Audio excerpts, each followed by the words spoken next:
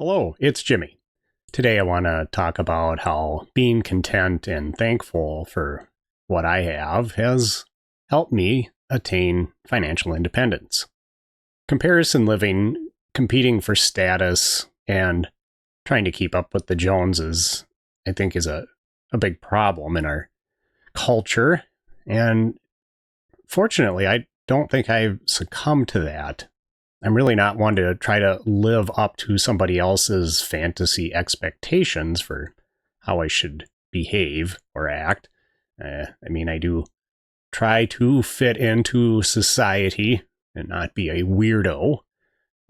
It's a struggle, that's true, but really, I just don't really care what other people are doing when they're trying to impress folks. The big houses and cars and gadgets, they just don't appeal to me.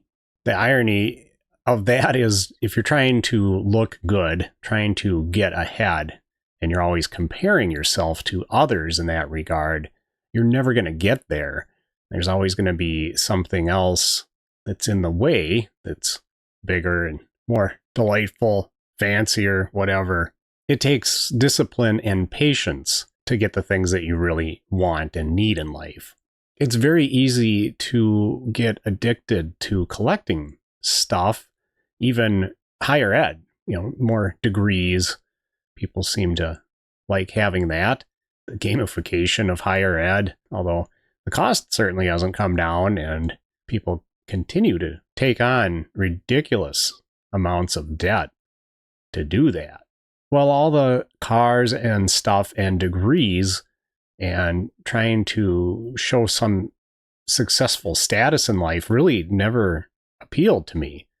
I don't know that I'm particularly immune to it. I don't know that anybody is. There's a ton of pressure out there to have those things, but I think the one thing for me that has kind of kept me grounded is that I'm very content with what I have.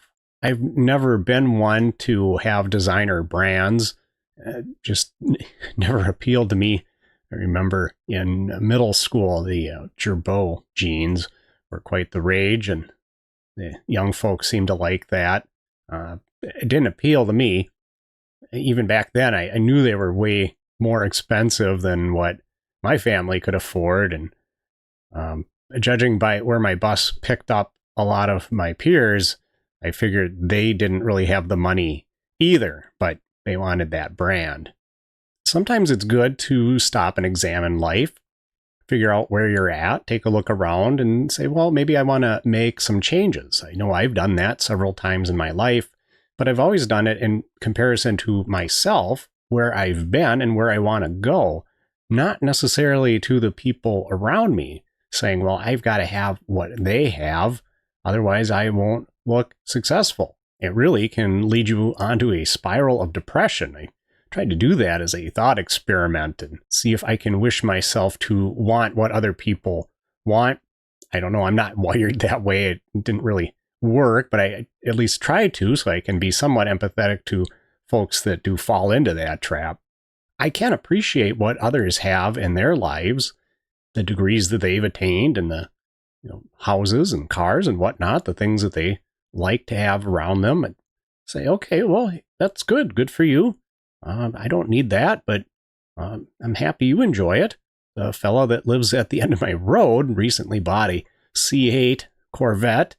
I have no idea how he pays for it, but I can simultaneously be happy for him that he's getting enjoyment out of that vehicle, but not necessarily want it for myself, not at this stage in life. Now, perhaps someday. I do have a Corvette hat, but that's really more a souvenir from visiting the National Corvette Museum than something that I want to attain someday.